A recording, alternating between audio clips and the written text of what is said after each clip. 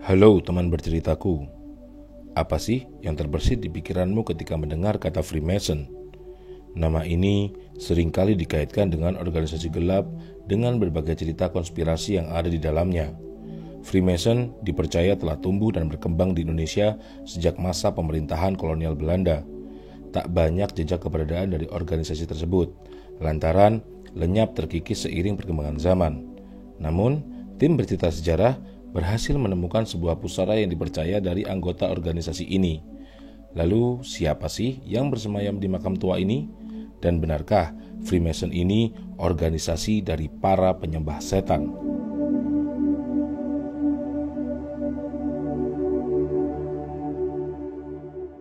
Halo teman-teman bercerita. Selamat sore, selamat malam, selamat pagi. Kapanpun kamu nonton video ini, kita sekarang lagi explore di wilayah Kota Malang. Tepatnya ada di Desa Sukun, Kecamatan Sukun. Ada di Kecamatan Sukun. Kalau kalian bisa melihat ada di belakang kita, ini adalah sebuah pemakaman. Pemakaman yang sudah lama sekali. Memang ini itu dibangun di tahun 1918, memang di zaman Belanda pada waktu itu. Jadi kalau kalian ya mungkin jalan-jalan ke Malang, pengen ke kota Malang, ke Kecamatan Sukun, kalian bisa ke sini. Di sini ini terkenal dengan sebutan sebagai TPU Nasrani Sukun. Nah, atau jadi kuburan Londo kalau orang-orang ngomongnya. Benar, kuburan Londo. Jadi banyak juga yang bilang bahwa lokasi ini adalah Bung Londo. Jadi kalau arek-arek Malang, betul arek Malang pasti kenal dengan tempat Bung Londo. Usut punya usut. Jadi di sini makam ini itu besarnya kan 12 hektar. Jadi sebelumnya itu makam Londo atau makam kuno ini itu tidak di sini sebenarnya, tapi ada di daerah Jalan Trunojoyo. Nah, tapi karena memang terlalu banyak sudahan, akhirnya dipindahkanlah ke area sini. Area Sukun. Kenapa kok kita ke sini? Jadi sebenarnya di sini ada quote and quote dulu orang-orang yang penting lah ya, orang-orang yang kita bisa bilang berperan tokoh lah hitungannya. Yang itu memang ya orang Belanda lah sepertinya. Jadi bersinggungan juga dengan salah satu organisasi Freemason, kalau kalian tahu. Banyak lah ya isu terkait masalah Freemason, tapi kita coba ulik aja nanti. Kita lihat dulu makam siapa sih yang ada di Bung Londo ini ya.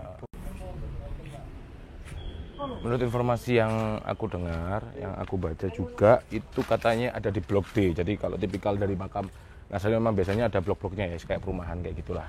Ada bloknya. Ada bloknya. Jadi kalau di sini kebanyakan tipikal makamnya juga seperti ini bentuknya, dari batu granit kayak gitu-gitu.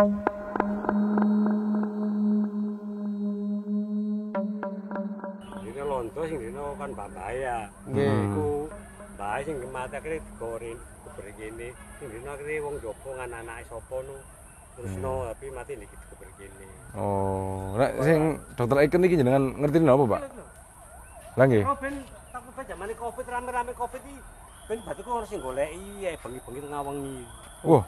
Mas, sampeyan garu keberani iki ya, Mas. Dokter iki lho. Mas iki zamane rame Covid lho, Mas. Gak apa-apa wis to. Ngawengi tak dudu arek kok gawane wis wani jo ae lewani ayo wis. Mas wis itu lho. Belah kiri sebelah kiri yo. Gitu. Seculik kisah ya. Sedikit bincang-bincang dengan warlock warga lokal.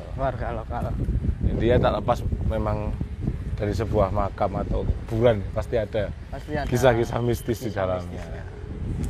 Salah satu sedikit memang tadi diceritakan sama yang bersihkan kayaknya ya. Atau pegawai di sini yang ya pernah di sini waktu di malam hari ternyata.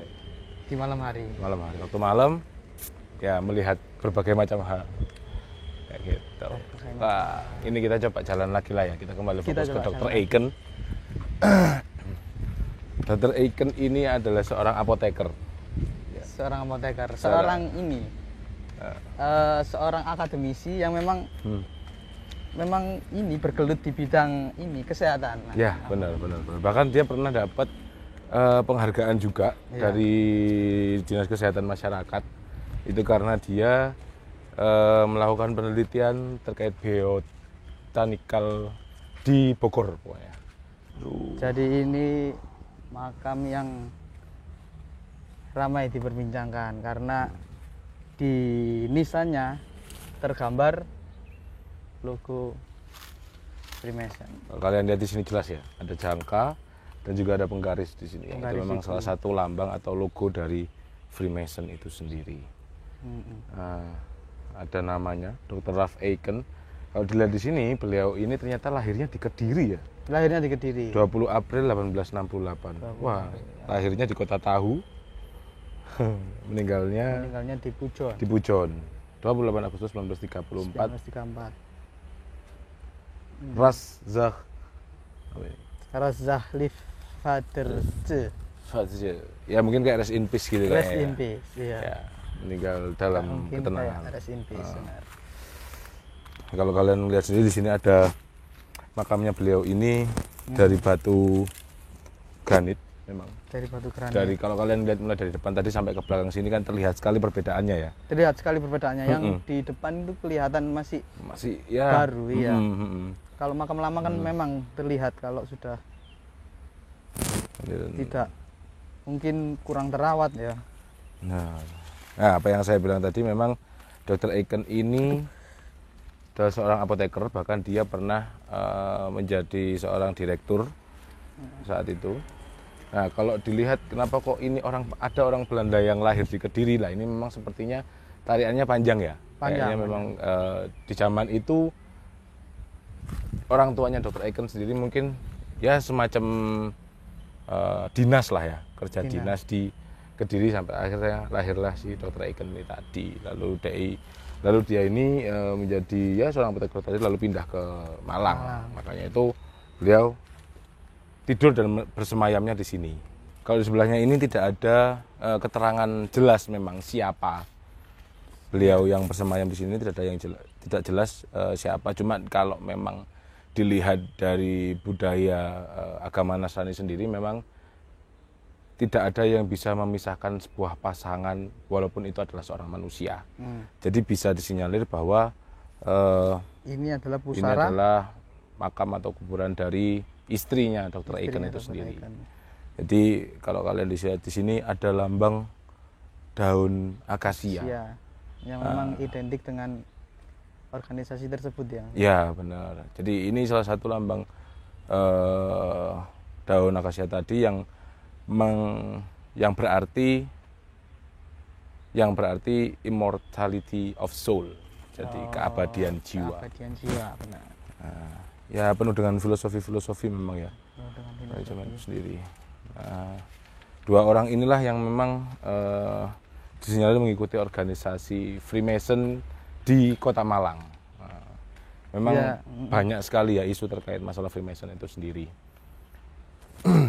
Bahkan ya apa yang saya baca pernah ada ternyata kalau Freemason ini something organisasinya itu biasa disebut Logi Freemason, Logi Mason. Nah itu ternyata tidak hanya di Malang saja, tetapi ada di Surabaya, di Jogja seperti itu ya. Nanti di kota-kota besar yang memang menjadi pusat pemerintahan Belanda ya Mas. Pada waktu itu betul. Pada waktu itu. Ya. Memang sepertinya ya terbentuklah itu. Dan memang kembali yang kita bilang tadi, Freemason ini bukan orang sembarangan biasanya memang yang masuk ke dalamnya. Memang bukan orang sembarangan, tapi kalau desas-desus di masyarakat Freemason itu kan konotasinya kan benar negatif ya. Ingin penyembah setan atau gimana kan, meminum darah kayak gitu kan ya. Nah tapi sebenarnya ya usut pernah dapat cerita bahwa sebenarnya Freemason ini ya kayak semacam organisasi biasa aja di masyarakat kayak gitu. Tapi karena memang orang-orang di dalamnya itu adalah orang-orang yang akademisi, orang-orang yang pintar, orang-orang yang ya berpikiran jauh ke depan, akhirnya ada isu-isu yang dihembuskan untuk biar tidak semakin banyak ini orang-orang yang masuk ke dalam organisasi tersebut. Cuma kita ya siapa yang tahu ya, kita tidak tahu karena memang kita tidak berada di zaman itu. Benar. Bahkan sampai sekarang pun kita sudah ya jarang sekali mendengar bahwa ada namanya organisasi Freemason yang masih eksis. Masih eksis, iya. Itu tadi sekelumit tentang Freemason dan juga Dr. Eiken, salah satu orang yang mengikuti organisasi tersebut ya di Kota Malang. Ternyata di Bung Londo ini tidak hanya Dr. Eiken dan istrinya yang menjadi tokoh di eranya dulu. Ada satu orang lagi yang ya saya kira bukan hanya orang Malang aja yang tahu ya. Mungkin se-Indonesia mungkin. Se-Indonesia mungkin tahu ya. Bahkan di yang paling khusus ya itu ada di Kota Surabaya, pasti tahu.